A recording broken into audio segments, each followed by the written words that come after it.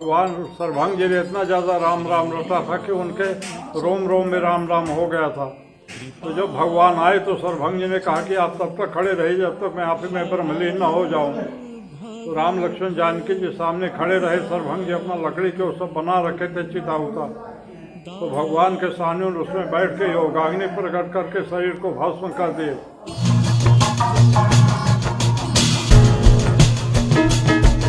हमारे पूर्वज ऋषि वास्तव में एक बड़े वैज्ञानिक हुआ करते थे। वह अपने तप की शक्ति से वह अस्त्र और शस्त्र का निर्माण करते थे जिससे बड़े बड़े से सूरमा धराशायी हो जाते थे।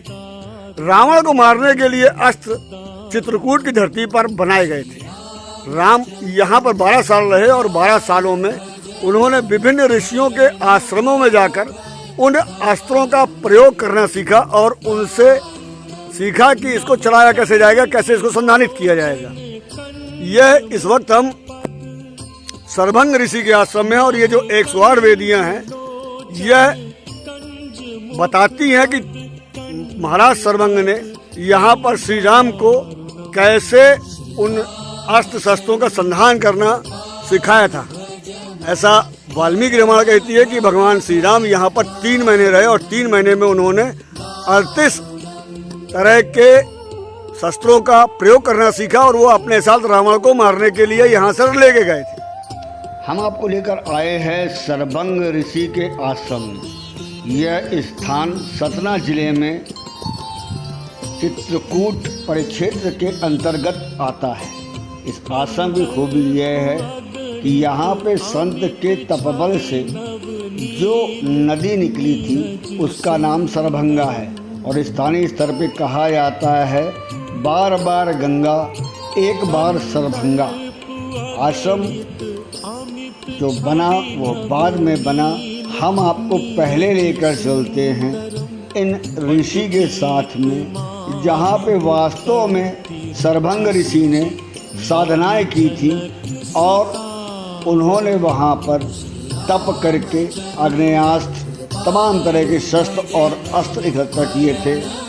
उन अस्त्र शस्त्रों को उन्होंने भगवान श्री राम को सौंपा और फिर वह उसी परमात्मा में विलीन हो गए। उन्होंने स्वयं राम के आगमन के पूर्व ही अपनी चिता सजा कर रखी थी। श्री राम से मिले और उनको अग्नि बाण से लेकर अस्त्र और शस्त्र तमाम प्रक्षेपास्त्र दिए और अपने आप को भस्मीभूत कर दिया। देवताओं की जब भी समस्या होती थी, वहाँ पर मंत्रणा होती थी, तो महेश को बुलाया जाता था और उनको लेने स्वयं देवराज इंद्र आया करते थे। एक बार देवराज इंद्र आए तो महेश ने कहा कि आप यहाँ पर तब तक विश्राम करें जब तक मैं आपको चलने का आदेश न दे दूं। उन्होंने उनकी बात मानी और पास में ही आश्रम के विश्राम करने लगे। भगवान राम आए, राम से मिले और उन्होंने कहा अब मैं शरीर के साथ नहीं बल्कि भस्मीभूत होकर आत्मा के रूप में आपके साथ स्वर्गलोक चलूंगा और हमेशा वहीं रहूंगा। यह आश्रम के वह पुराने खंडहर हैं जिसे पुरातत्व विभाग ने अपने अधीन कर रखा है, लेकिन इनकी हालत देखकर ऐसा लगता है कि कभी पुरातत्व विभाग ने इन पर ध्यान नहीं दिया है। हमने जब इनको देखा तो लगा कि यह मूर्तियां वास्तव में कितने वर्ष पुरानी हैं। हाँ, यह बात अलग है कि इन मंदिरों को किसने बनवाया, कब बनवाया, इसका उल्लेख कहीं नहीं है। हाँ, नए ज़माने में ज़रूर अभी जब थोड़ा बहुत यहाँ की यज्ञशाला को ठीक कराने का काम किया गया तो स्थानीय सांसद ने जरूर अपना नाम यहाँ पर लिखवा दिया।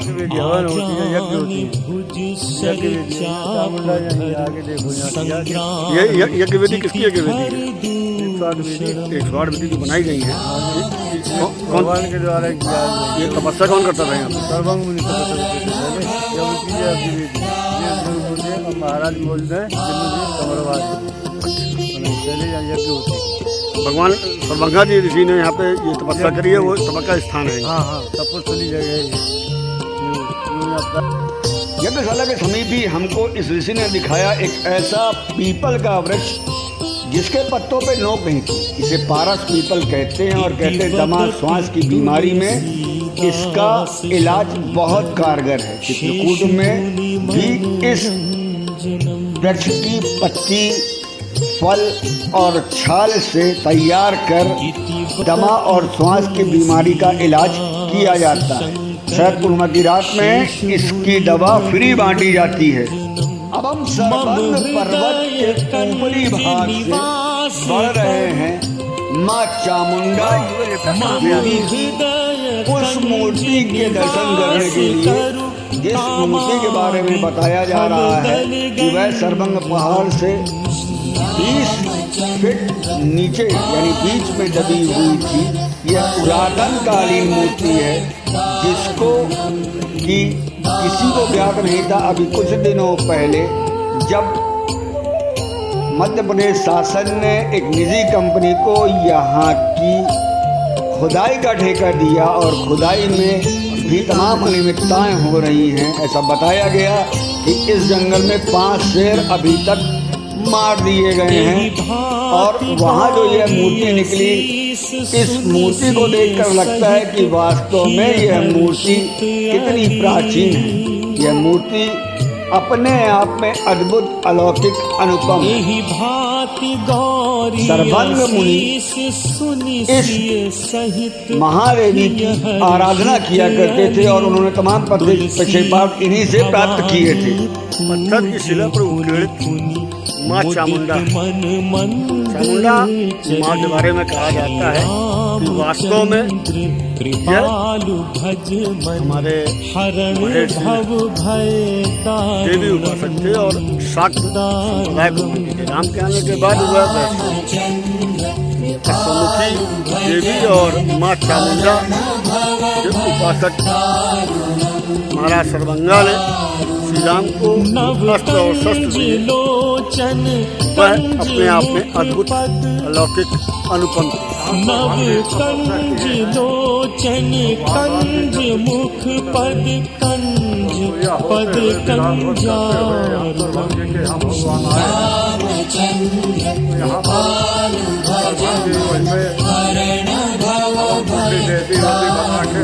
यज्ञ के प्रधान करते थे। में बहुत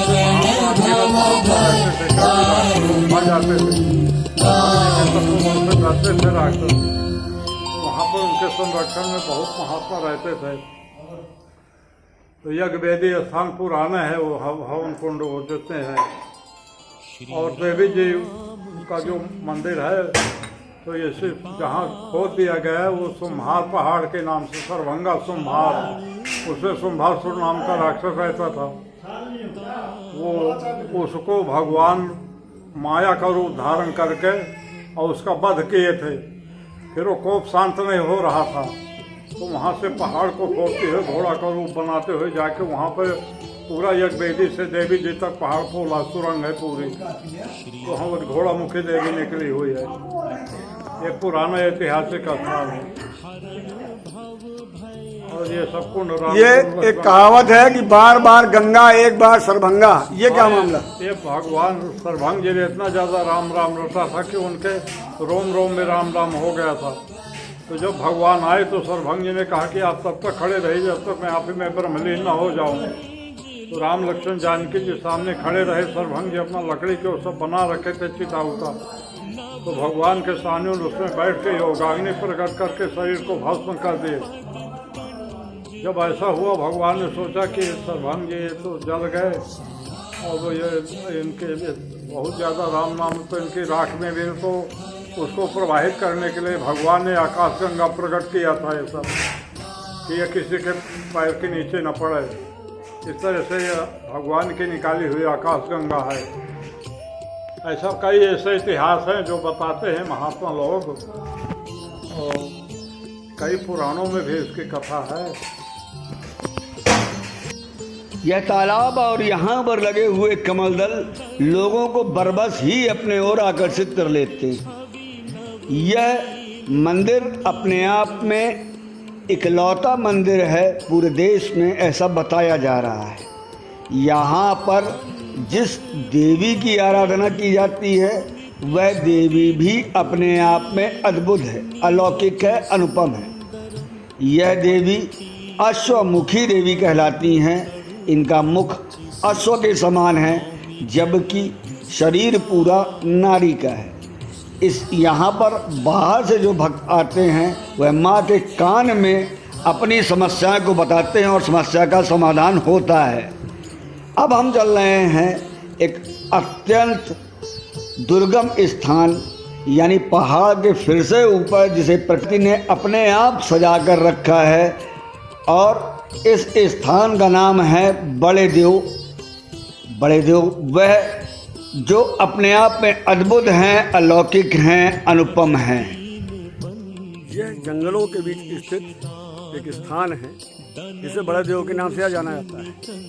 अभी तक की तलाश में यहाँ पर पहली ऐसी मूर्ति मिली जो देवी की मूर्ति है और उनके सींग हैं, और साथ में बड़े देव की मूर्ति भी लगती तो यह महादेव की है, मगर महादेव की मूर्ति है नहीं। हम ये मान सकते हैं कि बड़े देव यहाँ पे रहने वाले वनवासी आदिवासियों के देवता हैं, जिनको यह पूजते हैं। इसी तरह यह अश्वमुखी देवी की मूर्ति है, जिसे यहाँ पे आसपास के क्षेत्र में तो यहाँ पर वनवासी रहते हैं, उनकी विशेष पूज्य देवी है। वैसे कहा जाता है कि महाराज सर्वंगा ऋषि ने यहाँ पे भी तपस्या करी थी और उनको यहाँ से तमाम अमोघ अस्त्र शक्तियाँ मिले थी। इस इलाके में ऐसी दर्जनों गुफाएं मौजूद हैं जो आपस में इंटरकनेक्टेड थी।